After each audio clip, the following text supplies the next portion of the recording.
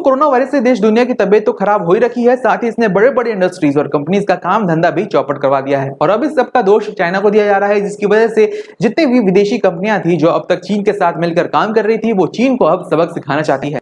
इसलिए दोस्तों कई कंपनियां चाइना छोड़कर भारत के ओर निवेश करने का सोच ही नहीं रही है, बल्कि शुरू भी कर चुकी है। दोस्तों आपको बता दें कि मीडिया रिपोर्ट्स के मुताबिक कई देशों की सरकार चीन से इतना नाराज है कि वो अपने देशों की कंपनियों को चीन छोड़ने के लिए भी कह चुकी है, और ऐसा करने के लिए वो उन्हें इंसेंटिव्स देने के लिए भी तैयार है।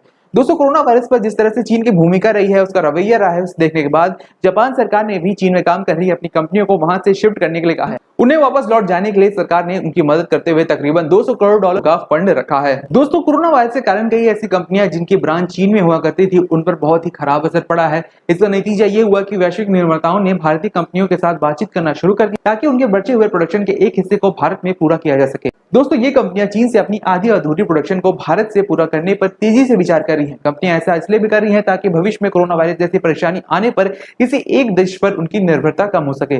जानकारी के अनुसार लगभग 1000 विदेशी कंपनियां भारत में एंट्री करने की सोच रही है। इनमें से करीब 300 कंपनियां भारत में फैक्ट्री लगाने को पूरी तरह से मूड बना चुकी है। दोस्तों जो कंपनियां भारत में आना चाहती हैं, उनमें है एप्पल की manufacturing partner Wistron corporation, Apple की iPhone assembler Pegatron, South Korean companies POSCO और हुंडा स्टील। इसके साथ दोस्तों रिपोर्ट ये भी आ रही है कि कई स्टार्टअप्स भी भारत की ओर देखना शुरू कर चुके हैं। इस संदर्भ में सरकार ने अधिकारियों से बातचीत करना भी शुरू कर दिया है। कहा जा रहा है कि लॉकडाउन के बाद ही मेक इन इंडिया के तहत इन कंपनीज को लॉन्च कर दिया जाएगा। दोस्तों इस संदर्भ में भारतीय मंत्री नितिन गडकरी ने हरा सिग्नल भी दे दिया है। उन्होंने मौजूदा इंडस्ट्रीज को वर्ल्ड क्लास कंपनीज को आकर्षित डील देकर भारत में ही अपने ब्रांच सेटअप करने की अपील की है। वहीं दोस्तों इकोनॉमिक विशेषज्ञों के मुताबिक किसी भी विदेशी कंपनी को अपने यहाँ लाने में कामयाबी तभी मिल सकती है जब केंद्र और राज्य सरकार दोनों ही मिलकर एकजुट होकर काम करें, क्योंकि सिर्फ केंद्र की तरफ से तेजी दिखाने से काम नहीं बनने वाला है। किसी भी यूनिट को लगाने के लिए जमीन देने से लेकर स्थानीय स्तर पर उनके लिए रास्ते को आसान बनाने का काम राज्य सरकार का होता है। इन इकोनॉमिक विशेषज्ञों का यह भी कहना है कि कई कंपनियों को फैक्ट्री की जमीनों के लिए किसानों के साथ डील करनी पड़ती है, फिर उसके नौकरशाहों के लंबे प्रोसेस से गुजरना पड़ता है।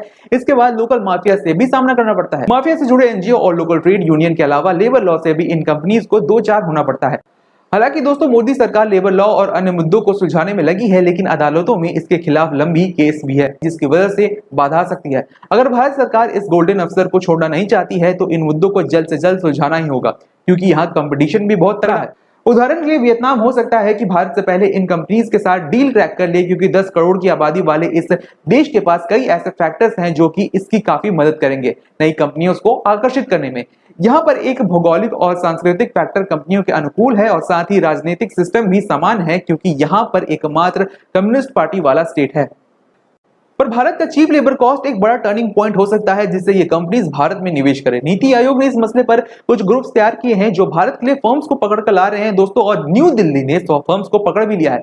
पर दोस्तों जैसा कि लॉकडाउन जारी है तो लो डिमांड की वजह से कोई भी इन्वेस्ट करना नहीं चाहता। ऐसे में दोस्तों बड़ा सवाल ये कि लॉकडाउन खुलने के बाद भारत अपनी इकोनॉमिक गाड़ी को कब तक ट्रैक पर ला पाएगा? क्या चाइना अपने बिगड़ते रिश्तों को सुधार पाएगा?